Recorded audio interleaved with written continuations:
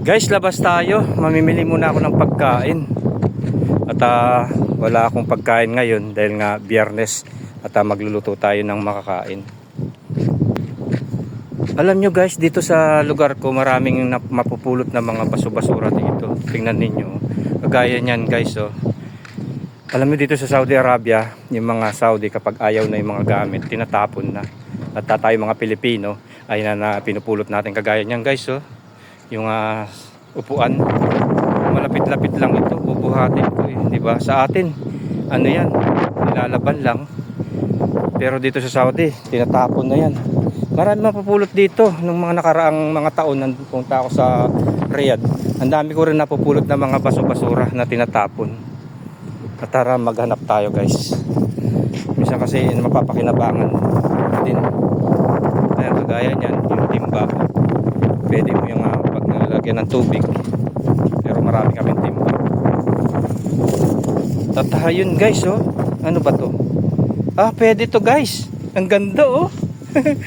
Yung basket. Bago pa guys, oh. Ganda, oh. Tingnan niyo, oh. Saan gawa to? Made in Pakistan. Ang ganda guys, oh. At may takip pa siya. Wow. Pwede itong paglalagay ng pangalan nito. Mga rekado, bawang sibuyas. Bago pa, oh. Sayang naman ito. Oh, yan, oh, di ba? Pwede pang mapakinabangan.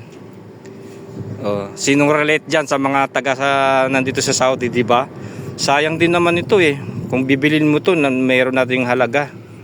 Siguro nasa 10 riyal o magkano na to. Di ba? Bago pa, oh. Sayang, tinapon. At saka itong linoleum. Pero ayoko niyan. Lilinisin mo pa yan. Ito na lang guys, itong lalagyan ng sibuyas. Bago pa, jackpot. Tignan nyo, bago pa, oh, ganda, oh. Di ba?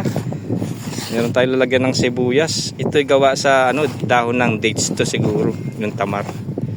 Ayan, oh, bago pa. So tayo na guys, meron na tayong naorbat na naman. At ayan, yung mga pinamili ko, bumili na ako at dumaan ako dito. Pwede na to. Pang pang lalagay ng sibuyas.